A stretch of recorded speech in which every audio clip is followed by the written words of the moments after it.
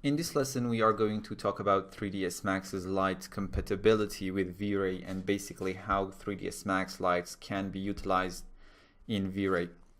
First of all, I wouldn't recommend using 3ds Max's lights with V-Ray even though they work, but always remember that V-Ray lights are optimized to work with V-Ray and almost all the time will give you better results.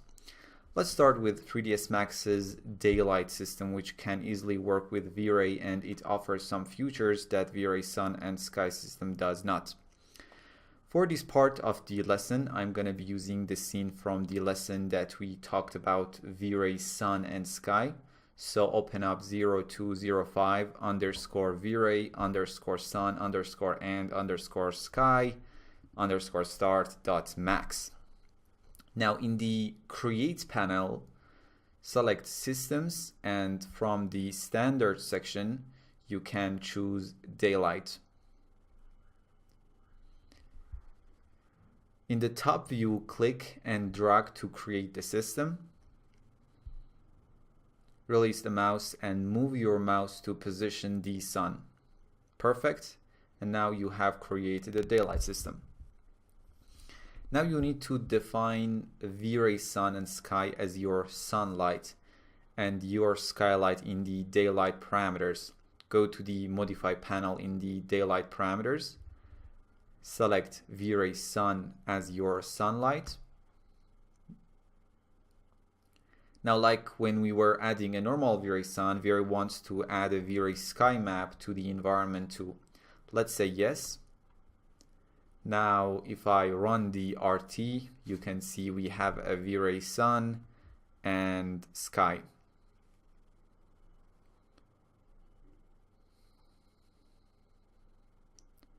Now I can change the position mode to manual and start positioning the sun exactly like I would have done it if it was a V-Ray sun, and the results are exactly the same.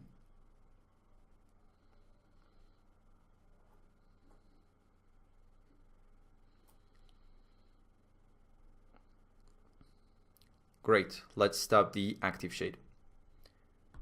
I can change the position mode to date, time, and location, and now if I click on the setup button, I can set the time, date, and location, and V-Ray will automatically position the sun to be in the proper direction.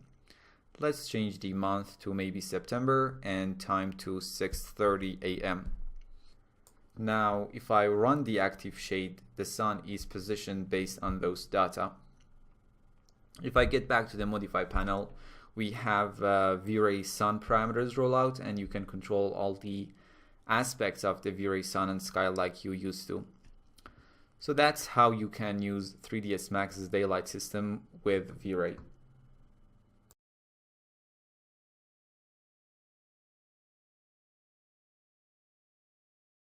Next, let's talk about other 3D Max lights and see how they work with V-Ray. For this part of the lesson, I'll be using the scene from the first lesson of this section. So open up 0201, area lights, plane, disk, sphere, start.max, and let's get started.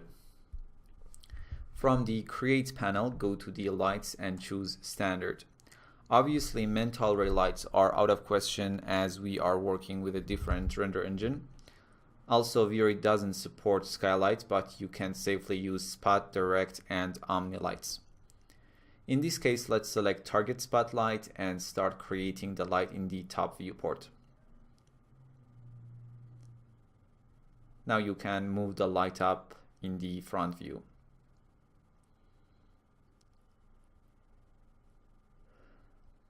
In the render setting, make sure active shade is active and the output size should be square, maybe 500 by 500 pixels, and let's render the scene. Now select the spotlight and let's see what we have here. The first thing you need to do is to make sure your light has proper V-Ray shadows. In the shadows option, you can see we have two V-Ray options, V-Ray shadow and V-Ray shadow map. V-Ray shadow is capable of producing realistic shadows, and shadow map produces mapped shadows, which is a bit more traditional method, and I don't think there is any need to discuss it in this series. So let's set V-Ray shadow as our shadow type. In the spotlight parameters, let's set the hotspot to 10 and fall off to 15. Also in the intensity rollout, set the multiplier to something like 20. Right now, even though we have selected V-Ray shadows as our shadow type, but as it's obvious from the RT, the shadows are very sharp and unrealistic. You need to come down to V-Ray shadow parameters rollout and enable area shadows. As you can see now, the shadows look a lot better. Now we can decide how the area shadows are going to be calculated. We can choose box or sphere. If set to box, V-Ray will assume that the light source has a box shape, and using U, V, and W size, you can change the dimension of that assumed box. And as you make the box bigger, the shadows are going to get softer and diffuser.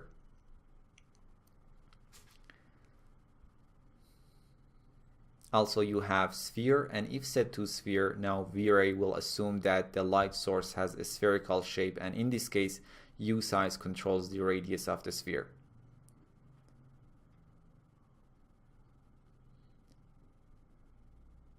For the omni and direct lights, you would get the same option like spotlight, so I think that would be enough for this lesson. So in this lesson, we learned about 3ds Max Lite's compatibility with V-Ray. I'll see you in the next lesson.